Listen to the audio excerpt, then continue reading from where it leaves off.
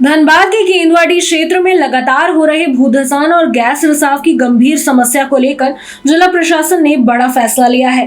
पिछले 6 से 7 महीने से बंद पड़े धनबाद बोकारो मुख्य मार्ग को दोबारा चालू करने के लिए समाहरणालय में जिला आपदा प्रबंधन प्राधिकार की अहम बैठक आयोजित की गई थी। बैठक की अध्यक्षता आदित्य रंजन और वरीय पुलिस अधीक्षक प्रभात कुमार ने की।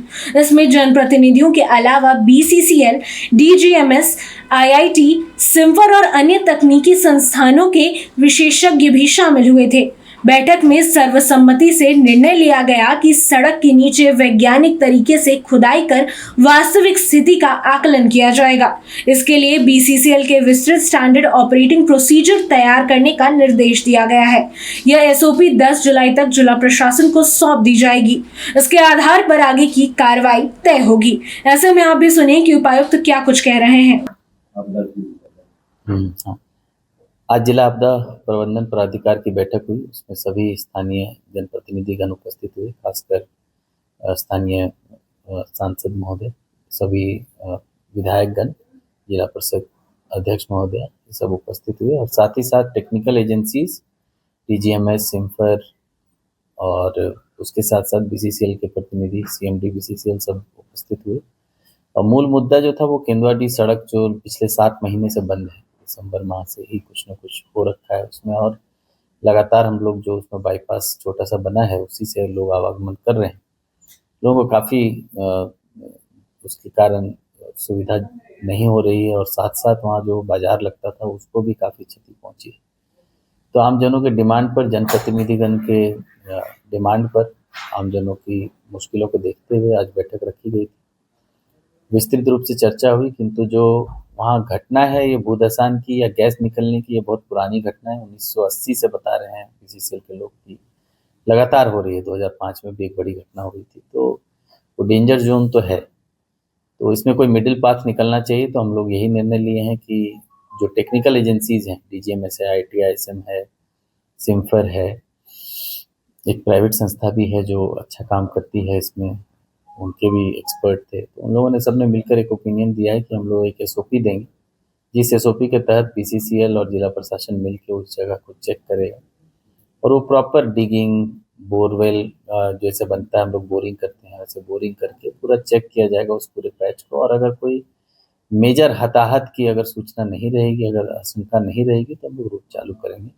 और ऐसा ही होगा कि during the digging, during the dug out कोई मेजर फॉलोआउट दिखता है, मेजर गैस लीकेज की संभावना दिखती है, तो फिर जो स्थिति है वो मुझे लगता है कि उसको हम लोग ऐसे ही रहने देंगे, क्योंकि जनहित का मुद्दा है, लोगों के लाभ का मुद्दा है। किंतु अगर कोई बड़ी घटना हो जाएगी तो वो ठीक नहीं रहेगा। तो एक बैलेंस्ड अप्रोच में हम लोग चल रहे हैं। संभवतः 10 तारीख को हम लोग को SOP जो है निर्देश दिए हैं हम लोग की टेक्निकल एजेंसी SOP दे दे, ताकि 11, 12, 13 जो भी 2-3 दिन लगेगा मोबिलाइज करने में मशीनरी और मैन को, तो हम लोग ट्राई कर रहे हैं कि फर्स्ट जो नेक्स्ट वीक है उसमें ही कोशिश कर रहे हैं कि हम लोग उसको चेक करें और सही पाया जाएगा तो जुलाई माह में ही कोशिश करेंगे कि वो रोड चले। बैठक में यह भी तय किया गया कि खुदाई शुरू होने से पहले प्रभावित क्षेत्र के सभी परिवारों को अस्थायी रूप से राहत शिविरों में स्थानांतरित किया जाएगा।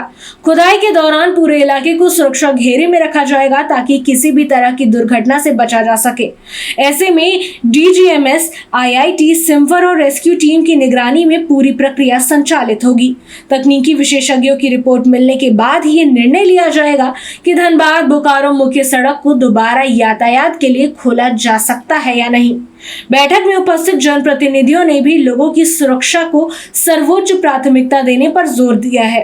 सांसद ढुल्लू महतो, विधायक राज सिन्हा, विधायक अरूप चैटर्जी, विधायक रागिनी सिंह, विधायक चंद्रदेव महतो और जिला परिषद अध्यक्ष शारदा सिंह ने कहा कि सड़क को जल्द ही खोलना जरूरी है, लेकिन किसी भी तरह का फैसला पूरी तरह वैज्ञानिक जांच और सुरक्षा मानकों के आधार पर ही लिया जाना चाहिए।